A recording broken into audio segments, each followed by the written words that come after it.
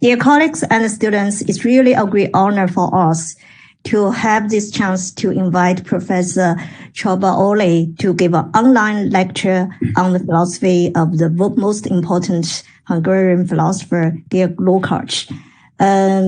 Professor Csaba Ole comes from the University University Budapest, Hungary. And he has been here as a visiting scholar in the year of 2019. And during that academic trip, he has given a very intensive graduate seminar to our students entitled Early Modern Philosophy from Machiavelli to Hume. And that has been very well accepted by the students here. And Professor Ole has been doing researches in the areas of 19th and 20th century continental philosophy, and he has a lot of publications about Heidegger, Gadamer, and critical of Frankfurt School and etc. So this night, we really are very happy to have this chance to listening to his presentation and the discussion about the life of Georg Lukacs and also the main ideas and the series of his in his books, especially the early books and the most important book, History and Consciousness. Let's welcome. 谢谢. Thank you very much for the kind introduction, and let me express as a welcome for everyone here. Let me just express my apology for the quarantine situation in Shanghai. You have all my solidarity for being locked in into apartments for a long time, and I'm also very grateful for this opportunity to talk about Lukacs, and also thankful for talking at Fudan University, where I have very nice experiences and memories from, and not only from the Mensa and from the nice Chinese food from the main building, and also I'm happy about the cooperation between Eötvös University, between my faculty and Fudan University. Let me share my presentation, and I begin with some remarks on what I'm going to talk about. As Professor Shuang Li was kind enough to mention, Georg Lukacs is one of the most worldly known Hungarian philosopher. Perhaps he is the only really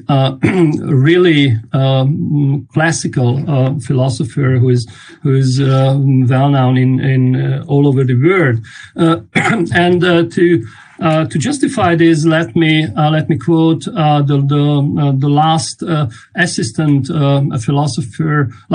of Theodor Wiesengrund Adorno, Herbert Schnedelbach, who wrote in 1981 that there are three works of three philosophical works which determined philosophy in the 20th century, and he mentions next to Ludwig Wittgenstein's Tractatus Logico-Philosophicus and Martin Heidegger's Sein und Zeit, Being and Time.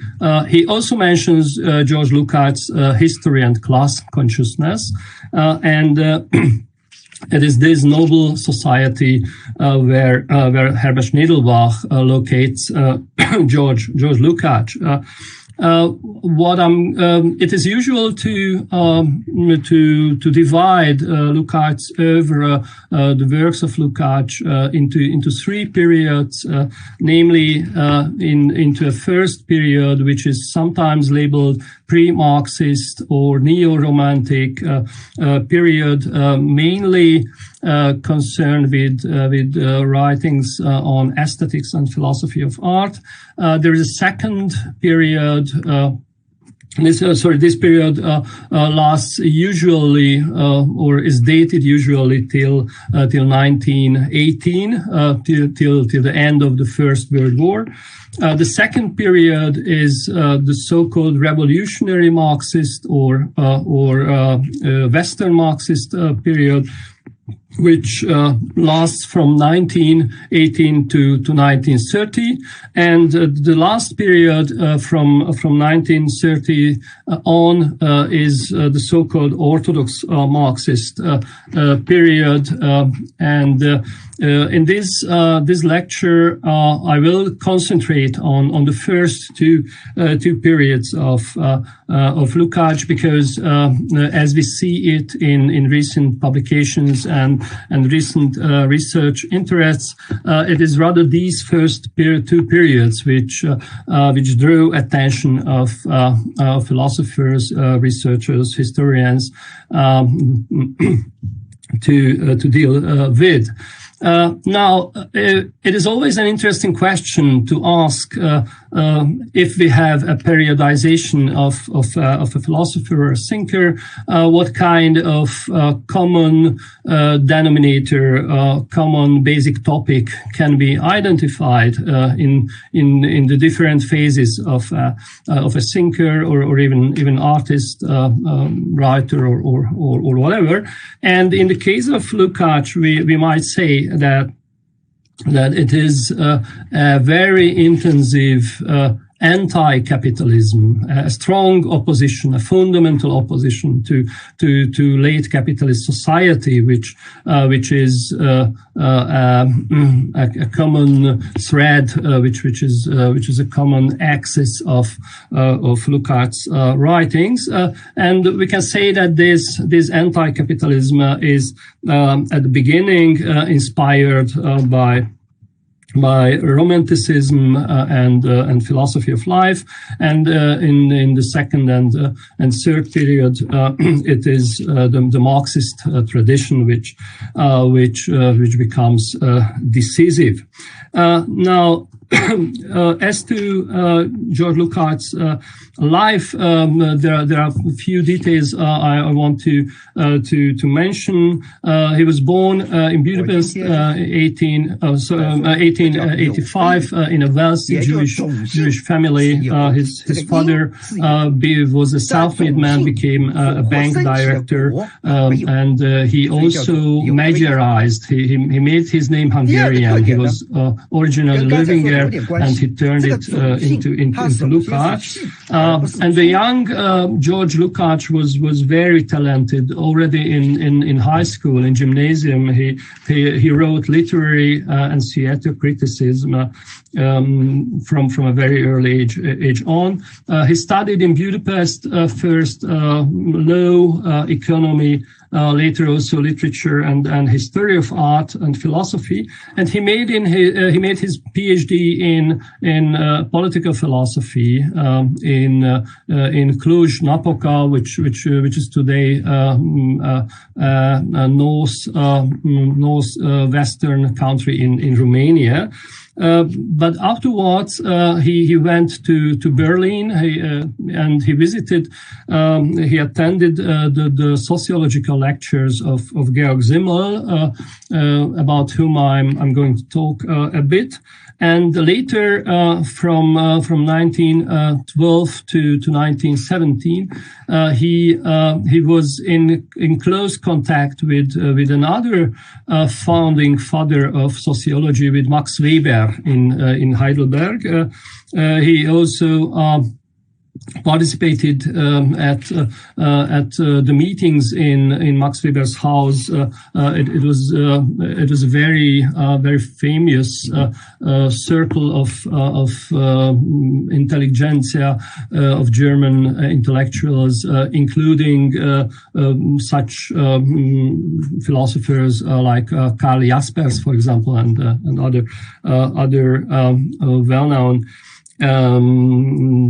well-known figures of German intellectual life. Now, after giving up his academic aspirations, Lukacs wanted to become a professor, and he didn't really succeed in doing so. In 1918, he joined the Communist Party. It was a strange, a sudden change for his friends, and he also participated in the communist revolution in the so-called Council Republic in Hungary. He became a political officer. He became minister for culture and education, and later became a political officer in the Red Army. And there is a very hotly disputed episode that took place this time. He as a political officer of the Red Army in Hungary ordered the decimation of a deserting company, and he ordered the execution of 8 soldiers. I don't really want to enter a discussion of this episode. There are some problems with the credibility of this situation, because it is only George Lukacs' own report that we have about this. We have no other documents about this execution, and on the other hand, it is also an important point that a company deserting, so leaving the situation of war is always something that is hardly that is severely punished, because it is of course very important requirement to have your company, to have your soldiers together. At any rate, after the fall of the Council Republic, he fled to Vienna and later to Berlin, and finally to the Soviet Union. And he returned in 1945 to Budapest, became the member of the Hungarian Academy of Sciences, and also a member of Parliament in 1949. He had some theoretical debates where he was criticized by the official Hungarian Communist Party because of his conception of democracy, and he also participated in the 1956 revolution. He was Minister of Education in Nagy Imre's government, and he was for this role of him deported to Romania, and he could only return in April 1957. And he remained in inner emigration, so he was not allowed to publish in Hungarian, but he could publish in Western Europe. And in 1971 he died. Now, these are the somewhat dry biographical facts, although Lukacs had a life which is more exciting than the usual life of academics, because his political engagement and secret and open party activities. But we are interested less in this. We are rather interested in the major topics and ideas of Lukacs. And we can clearly put the fundamental leading idea of the young Lukacs or the early George Lukacs, and this is a diagnosis of crisis. This is the crisis of late capitalist society, which is a pervasive topic, basic theme of his early writings, which writings are, by the way, about aesthetics and philosophy of art, works, and so on. But despite this aesthetic orientation of his works, these writings show us a clear, very critical approach to Lukacs' present age. Lukacs thinks that his own time is in a deep crisis, and he found for this diagnosis of crisis a famous formula according to which modern times or modern age is transcendental homelessness.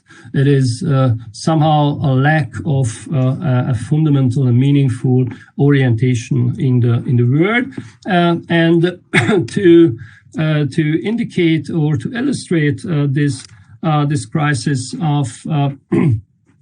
of modern times, let me quote the first sentences of the very first sentences of the theory of the novel.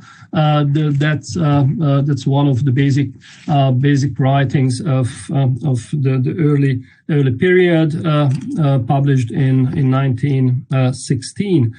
I quote: "Happy are those ages when the starry sky is the map of all possible passes, ages whose passes are illuminated by the light of the stars." Somewhat later, "Philosophy is really homesickness," says Novalis. "It is the urge to be at home everywhere. That is why philosophy, as a form of life, or as that which determines the form and supplies the content of literary creation, is always a symptom of the rift between inside and outside, a sign of the essential difference between the self and the world, the incongruence of soul and deed.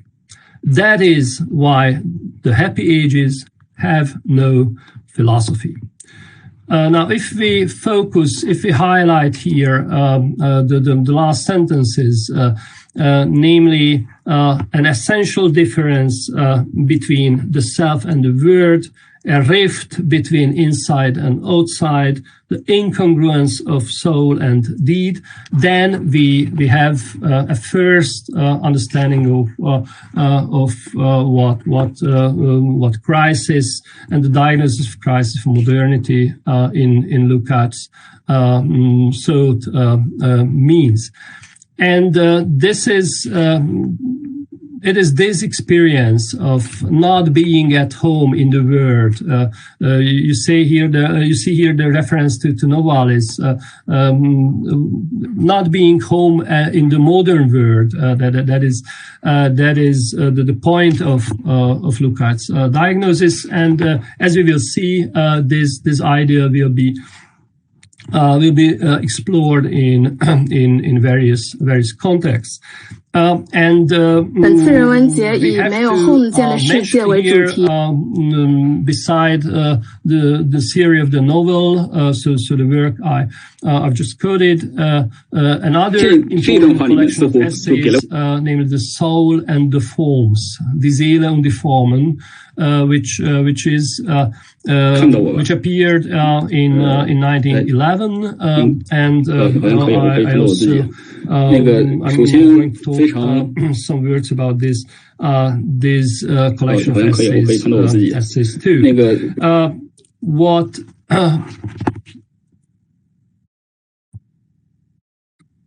We have to add to this crisis of to this diagnosis of crisis that there were important precursors of or antecedents to this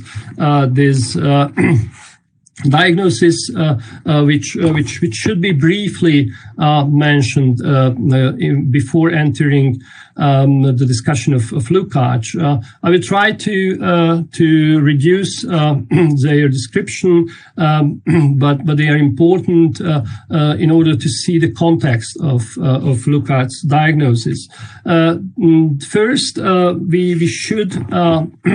we should see clearly that in the 19th century, at the beginning of the 19th century, there was already in the idealist, romanticist evaluation of the time, a certain characterization which was very important for Lukacs, and this is the diagnosis of modernity, according to which both the age of the end of 18th century and the beginning of 19th century and the human beings are full of oppositions and distinctions, and that means that a certain unity lacks in both in the age and in the individuals of that age. To put it otherwise, there is no unity in modern man, in human beings, in modernity, and this lack of unity is a very important motive for Lukacs' diagnosis of crisis. A further important precursor for Lukacs is Friedrich Schiller's description of or distinction between naive and sentimental poetry. Friedrich Schiller wrote a famous paper or study with the title on naive and sentimental poetry in 1795. Schiller opposes here two kinds of poetry which correspond to different historical epochs, namely the naive poetry, which is spontaneous and instinctive poetry, corresponding to the antique artworks and antiquity in general. And on the other hand, the sentimental poetry, which is reflected and conscious creation, and it corresponds to modern times. Now, it is important for Schiller that the modern poet, that modern poetry stands against problematic word, that the modern individual has a problematic relation to the word. While the antique hero, the antique poet, has an original unity with the word, and the antique word is self-evident and meaningful for the antique human being. This opposition between the problematic modern individual and the antique individual in original unity with the word will be very important for Lukacs' diagnosis of modernity. If you want, it is already the core idea of the theory of novel. Now, the third important precursor is Georg Simmel's interpretation of modernity, where Georg Simmel elaborates new kind of science which he calls sociology, and in this theory he tries to describe the transition from traditional village or small town society to modern city individuals, and this transition, Georg Simmel argues, has serious consequences which he elaborates under the heading of coolness or Blasiertheit, leveling or homogenization, and tragedy of culture. Lukacs takes over implicitly a lot of these descriptions.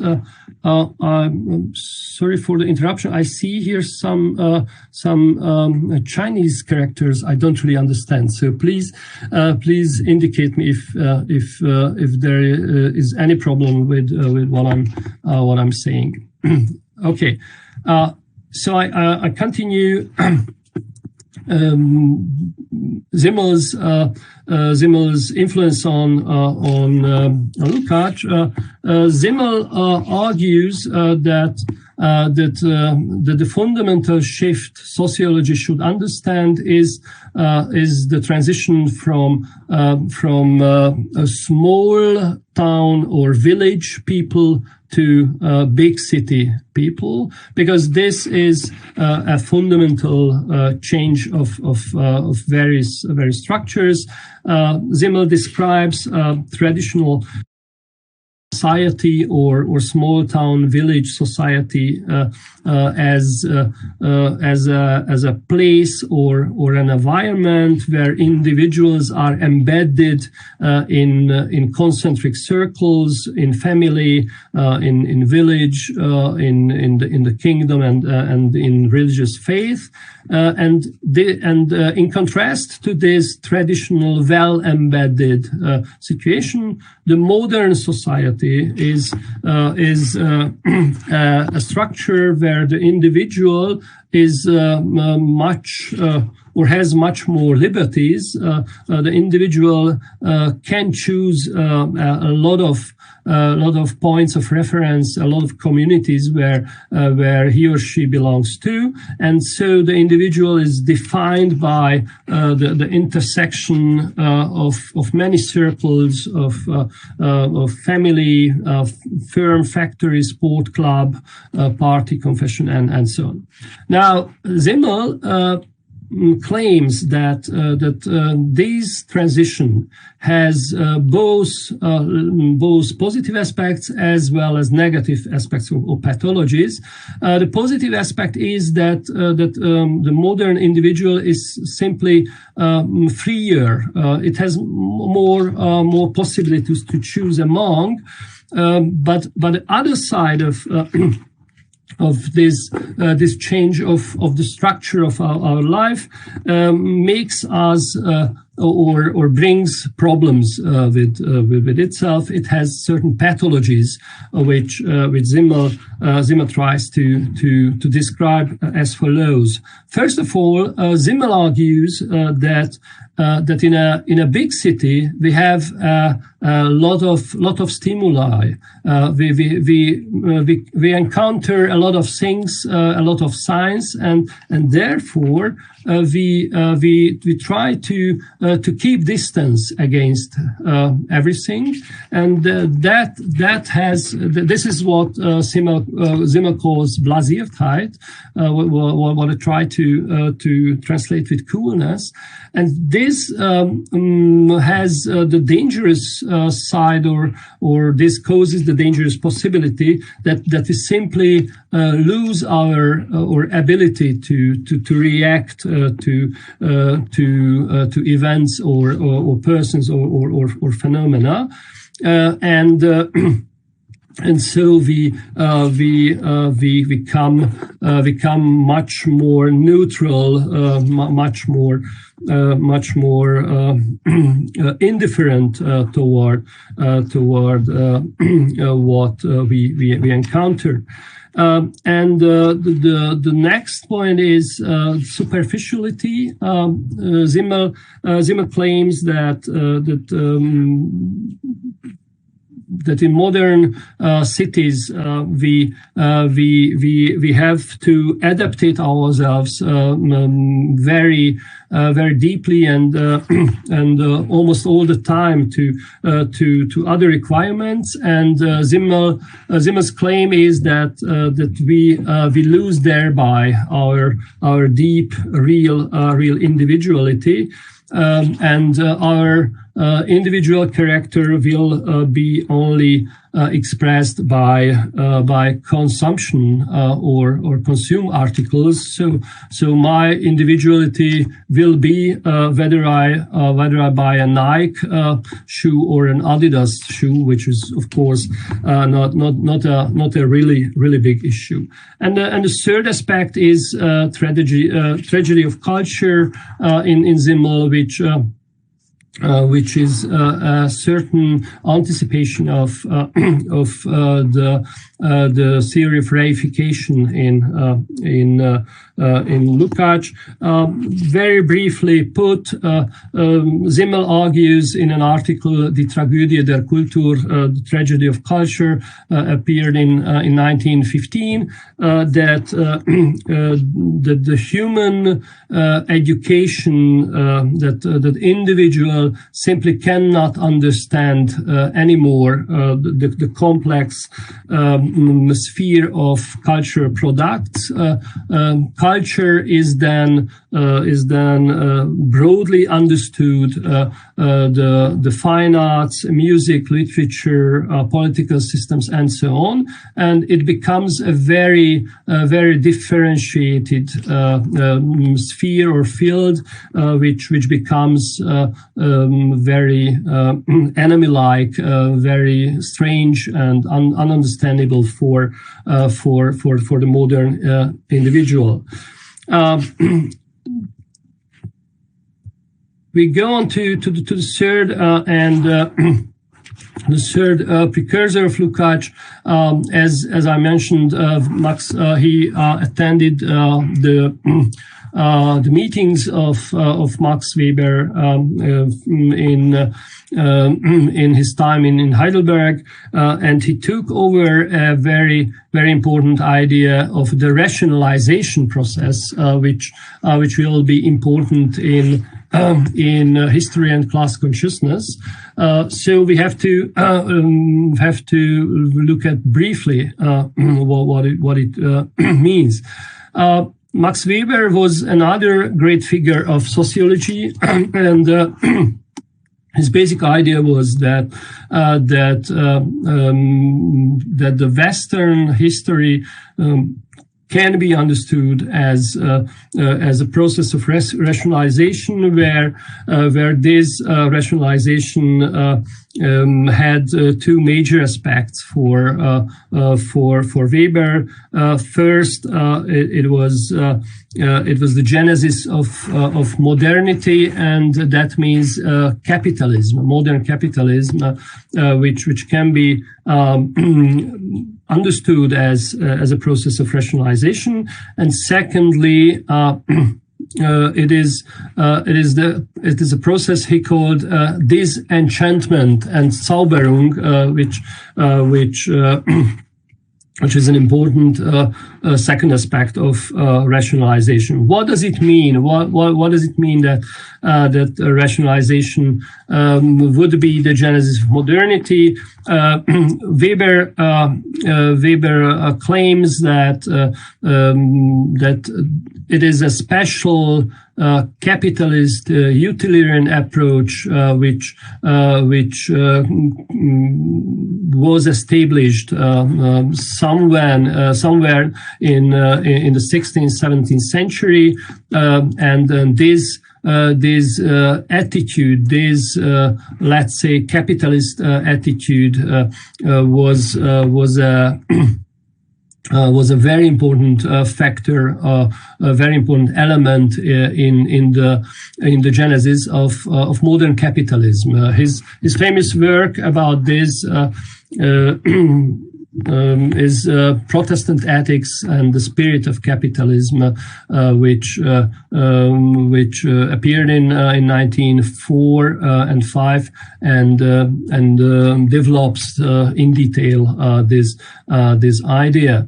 And the second point, disenchantment and Zauberung, is important for Lukacs because it means an overall process in intellectual fields and domains, in political systems, arts, religion, and Max Weber says that disenchantment is the process where we look at our environment more and more as calculable and controllable. in the German word, there is Zauber, there is magic. Disenchantment means that we don't see the world, our environment anymore in terms of magic forces or gods or whatever. We see our environment, we look at the world as something calculable and controllable, and this process is what Weber calls disenchantment of the world. The problem process for both for Weber and then for Lukacs and others who follow Weber. The problem is that the process of disenchantment means at the same time that we lose the experience of meaningfulness, of significance of the word. So while the word becomes more and more calculable and controllable, at the same time it becomes less and less meaningful and significant. So we have the problem of the meaninglessness of the word in this context. After these preparations, let's turn to the collection of essays, the Soul and the Forms, which, as I already mentioned, appeared in 1911 and was inspired by Romanticism and philosophy of life. Now, the main purpose of, there are various essays in this collection, and it is not easy to give a common characterization, but we could, all this notwithstanding, say that the main purpose of the collection is to analyze the relation between life and art and life and form. And the point of departure here is motivated by Schiller to some extent, namely that the world, our environment is a hostile outside, is strange for us and to some extent also threatening. And the artist is the problematic individual who doesn't really find his or her place in this wider context, in this environment. And so the central opposition of many essays here is the opposition of life as a chaotic, unstructured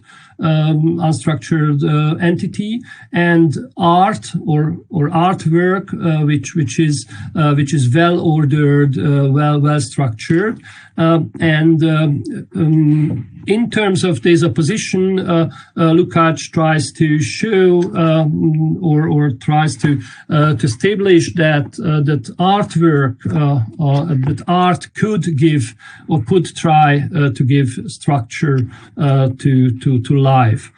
Now, the very disturbing or a very disturbing idea in these essays is that tragedy would be the highest human possibility. And Lukacs draws this conclusion from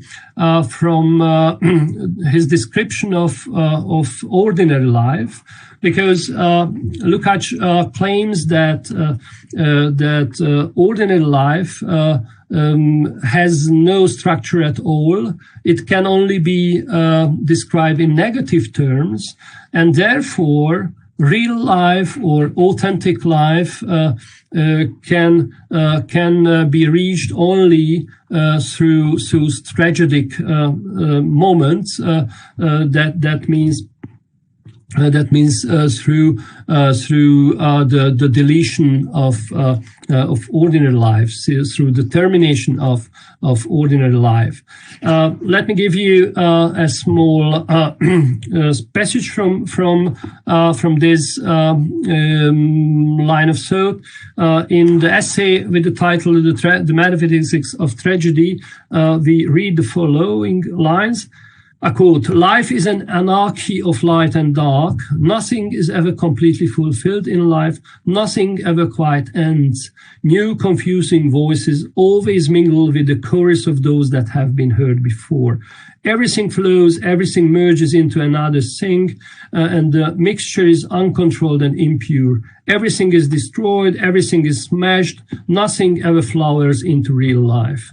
To life is to live, the life is to live something through to the end, but life means that nothing is ever fully and completely lived through to the end. One can describe it only negatively, and that means, and a quote, and that means that real life, I quote again, real life is always unreal, always impossible in the midst of empirical life." Now, this very strong opposition of real, authentic life and ordinary life, empirical life, means that for the young Lukacs, authentic life is possible only through death. It's only possible in suicide or self-sacrifice. It is in empirical life, in ordinary life, and not a real position. Not a real possibility. I skip here because time passes much quicker than I thought it will. I skip here Lukacs' critique of romanticism with all his sympathy to novellists. Lukacs explains a fundamental objection to the romanticist approach to the word. The romantics and novelists especially suggested that we should try to establish the unity of the word in our inner experience. We should romanticize the word, which is possible foremost in works of art, but Lukacs' counter-argument runs to the effect that this way the romantic approach is simply unable to act, unable to intervene into the world and to change how things are. Now, the second important work is Theory of the Novel. Appeared published in 1916. Axel Honneth, a very important contemporary philosopher, leading figure of the Frankfurt School, said that for him the Theory of the Novel is the best book of Lukacs. At any rate, it is a very innovative approach to a question of literary theory. As the title says, it is a conception of what novels are, what longer epic descriptions or artworks are. But the point is that Lukacs tries to discover the crisis of modernity behind the history of the genre novel. So Lukacs argues that the relatively modern genre of novel is in fact an expression of the modern subject, of modern subjectivity, which has no place, which finds no place in the world. The modern subject cannot establish a harmonic relationship to the world, to the environment, to social institutions, and to other human beings. This is what we can discover in the history of the novel. Now, what is an interesting? Lukacs wants to show this with the help of an analysis of important novel writers from Cervantes on through Goethe, Keller, Balzac, Flaubert. Interesting exceptions are Tolstoy and Dostoevsky, because Lukacs argues that the Tolstoy and Dostoevsky describe a world which is no more problematic as in other novels. In this book, Lukacs wants to show that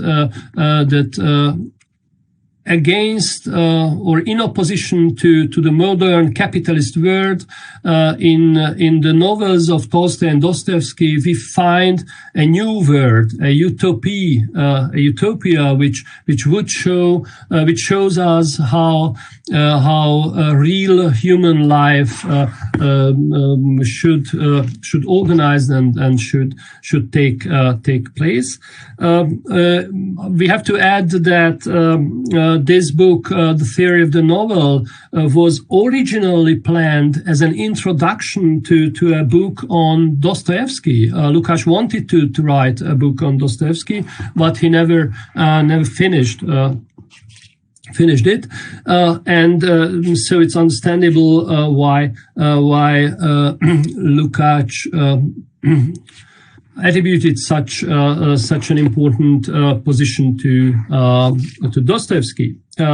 Now, what I would like to emphasize here is that for Lukacs, the different forms of the novel are simply different kinds of failures of the modern individual who simply cannot cope with the modern world, who cannot create a harmonious relationship to what is around him and her. Now, it's important or interesting to note that Lukacs' approach here was very influential, because Lukacs analyzed a very specific problem as having a hidden story behind, a specific problem of the genre novel as a secret history of the impossibility of modern subjectivity. Walter Benjamin, Theodor Adorno, and others was deeply inspired by this approach. Now, we have to understand what happens after the theory of novel. We could put it as follows. Till the end of World War I, Lukacs worked on the Dostoevsky project, and he believed that it would be sufficient to describe the problems of Western modernity in light or in opposition of the Russian tradition of Tolstoy and Dostoevsky as an alternative. We could perhaps say that at the end of World War I, Lukacs came to the conclusion that artworks, fine art, is not enough. Life itself has to be changed, and the change of life is possible only through revolution, and therefore we come to to the second period of Lukacs' thought, namely to revolutionary Marxism, where, as already mentioned, this turn at the end of 1918 was a very sudden, very unexpected turn of Lukacs. His friends were shocked or was deeply surprised how could it happen. And even at the beginning of 1918, Lukacs formulated a problem in a paper with the title "Bolshevism as a Moral Problem," namely the problem whether revolutionary violence can be justified morally or not. And he says at the beginning of 1918 that the answer is a clear no. Revolutionary violence, even in order to reach classless society, is morally not justifiable. At the end of 1918, he changes his mind, and the result is History and Class Consciousness, appearing in 1923, which is a collection of essays from 1919 to 1922. And if we want to pick out or emphasize the most important points of this project, then we could say that Lukacs' primary interest here is a theory of revolution in Marx's theory, where he tries to revive Hegelian dialectics as an important, as a fundamental element of Marx's theory. What is the point of this Hegelian dialectics? Why is it so important for Lukacs? The answer is that in this time we are after World War I. There was a positivistic, dogmatic Marx interpretation by the Second International, which regarded Marx's theories as quasi natural science, as scientific laws which describe what will happen independent of what we want to do. Now, Lukacs' counter argument or basic uneasiness about the Second International's interpretation is that if we don't succeed in revolutionizing the proletariat, then there will be simply no revolution. Lukacs is in this sense argues that after World War I, Marxism and Marxist theory is in a serious crisis, because, to put it very briefly and very simply, the proletariat doesn't want to take the political power. The proletariat doesn't want to make a revolution. This was, as we all know, a clear prediction or expectation of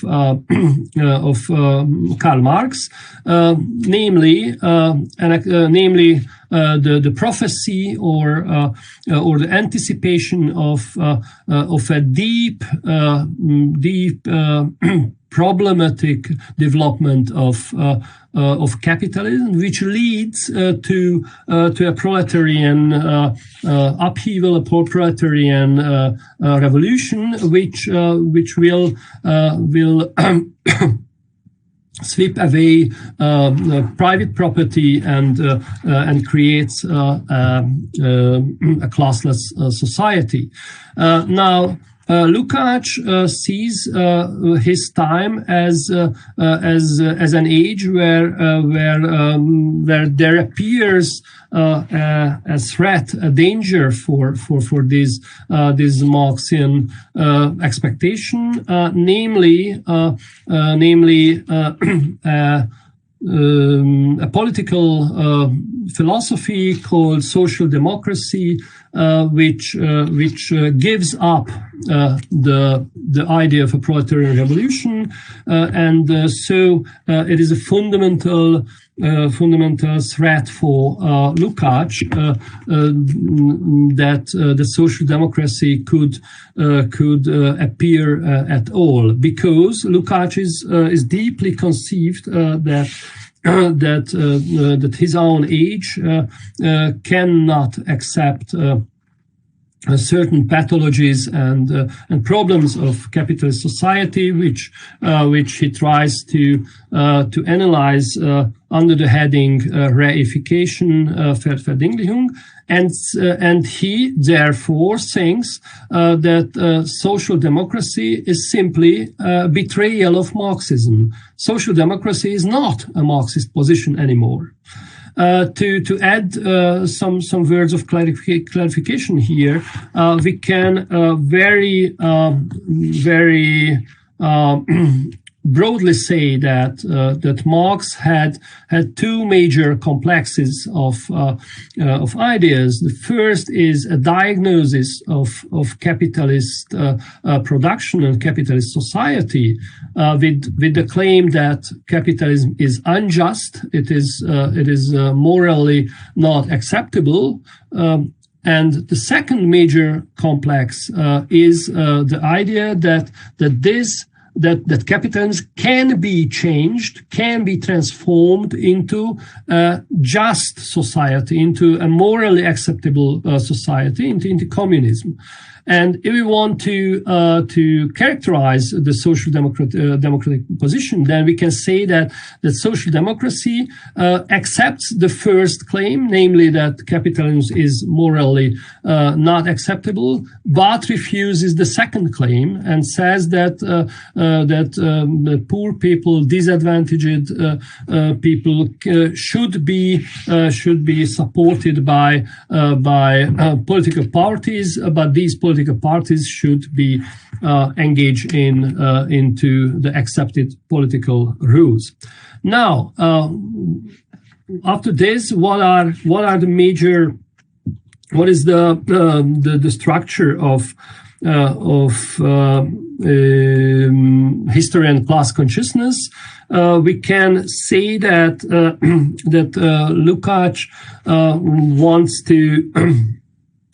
wants to have a new type of practical philosophy, namely following Marx's thesis 11.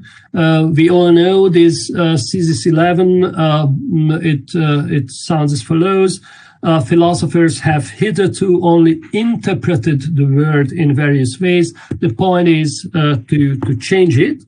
In this tradition, Lukacs wants to change the word, and therefore he develops a new kind of practical philosophy with four elements, which can be described as follows. This description we find in the central study of history and class consciousness. This central study bears the title Reification and the Consciousness of Proletariat, and we see here that we have both elements of Marx's basic themes and issues here. Reification is the description of capitalism, and the consciousness of the proletariat is the problem of proletarian revolution, if you want. Now, what are the four elements of Lukacs' theory in history and class consciousness? The first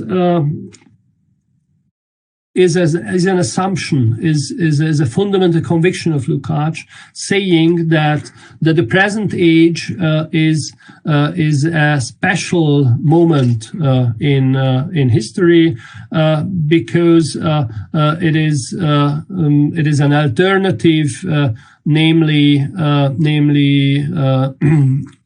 either final reification or getting liberated from reification. And therefore, Lukacs thinks that the diagnosis of this age is in the center of philosophy. The second point is connected to this. The diagnosis of his age is a critique of contemporary society, where Lukacs claims that contemporary society can be described as processes of reifications, which are unlimited in tendency. That means, and this is a new point compared to Marx, that not only economy is something where reification and alienation occurs, but also in other fields of life, in ordinary life, in intellectual life, in culture, and so on. We find everywhere the impact of capitalist production, and this. And to show this, and this is the third point, Lukacs elaborates a critique of science and philosophy, and gives a critical story of modern science and philosophy. It is rather the bourgeois philosophy which he criticizes under this heading. And the fourth final element of his new philosophy of practice is the theory of revolution, where Lukacs is inspired by Vladimir Ilyich Lenin and Lenin's theory of a party. Now, what is the phenomenon of reification? What Lukacs finds as being in the center of modern capitalist society? Lukacs. If we put apart Lukacs for a moment, then we have to say that reification, Verdinglichung in the German, means that we make something a thing which is not a thing, that is not a thing. For example, if we treat someone, a human being, as a thing, then we reify him or her. We make of her or him or her a thing which he or she is originally not. So this is the structure of reification. What Lukacs tries to describe, and his fundamental claim is that modern commodity production is a structure where we constantly reify ourselves and our environment and activities, and he adds to this idea the principle of rationalization, which he takes from Max Weber, as I already mentioned, and so he gives us in the description of capitalist commodity production a kind of mixture of Karl Marx and Max Weber with the idea of commodity production and the principle of rationalization. Now, what does it mean? Already already Marx analyzed that in capitalist production there is a fundamental change compared to earlier ages or earlier forms of production, namely the distinction between what Marx calls use value and exchange value. The use value of something is the practical usefulness of that thing, the needs that can be satisfied with the help of this thing are concern its use value. On the other hand, exchange value means the aspect of this thing that it can be exchanged against other objects. We can on the market exchange a cow or clothing or whatever for other products and other things and objects. And the fundamental point of Marx is that capitalist production is oriented on exchange value because it produces objects and things in order to sell them, to make profit with the help of it. Now Lukacs follows this Marxian analysis, and he adds the principle of rationalization, which, as he is convinced, intensifies the effects of this capitalist production, which he describes in detail as follows. The rationally organized capitalist commodity production has, first of all, an extreme division of labor. It has then a strict hierarchy in the sense that the division of labor requires not equal positions in the process, in the production process, and it is also connected as a third point to the isolation or as Lukacs puts it, atomization of the worker, of the wage worker. There is no community of production, no community of workers, colleagues who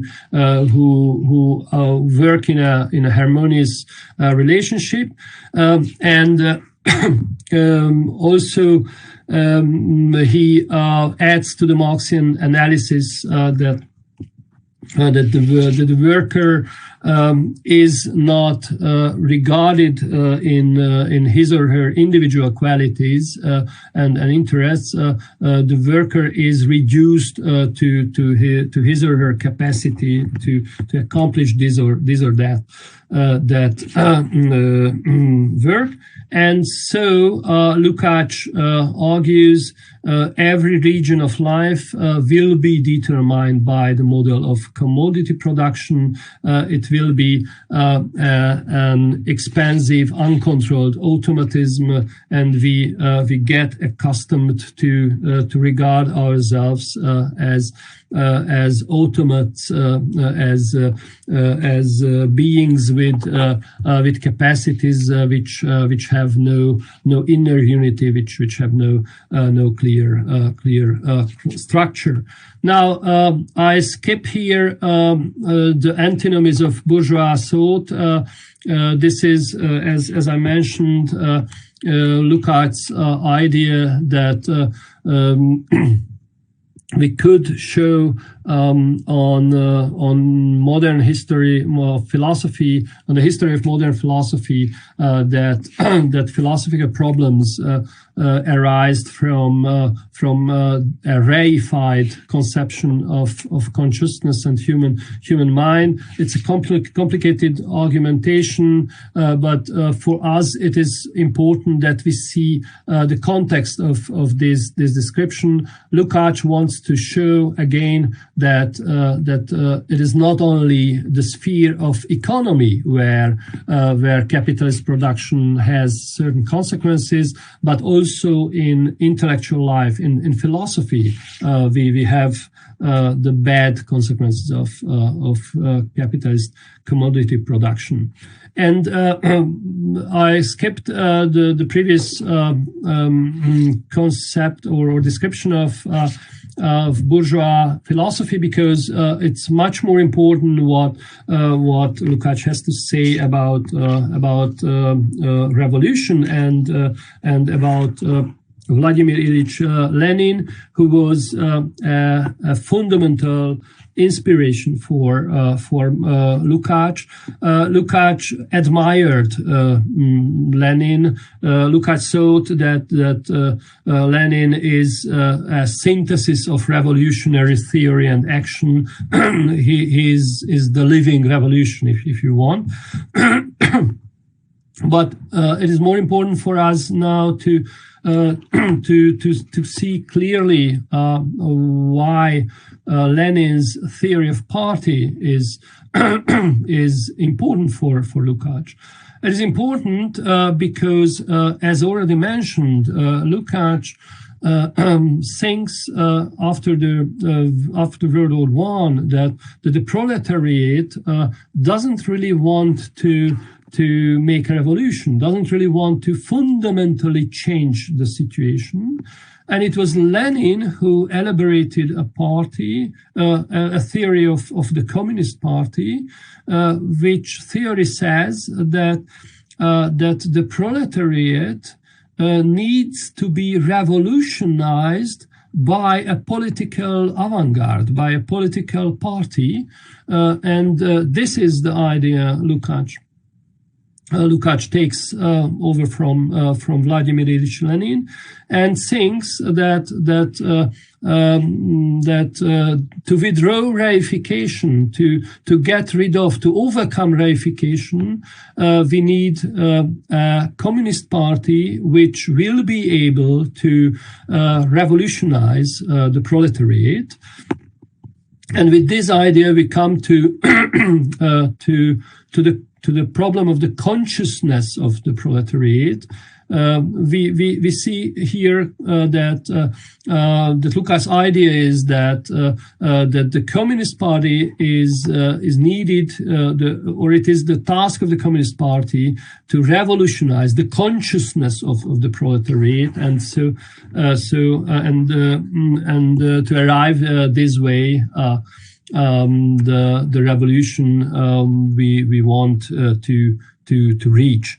There is a final single moment I want to underline here, namely that for this conception, Lukacs needs the idea that the Communist Party is not a reified community. It is, let's say, untouched by the negative tendencies and pathologies of modernity. And that means for Lukacs that in the Communist Party, we have a real community. There is no distinction between rights and obligations, no distinction between leaders and bases, no mechanic division of labor, and so on. And we see here a description of the Communist Party as a very optimistic, or if you want, illusory description of a human community. On the other hand, we see clearly why Lukacs needs this description. Otherwise, he could not expect that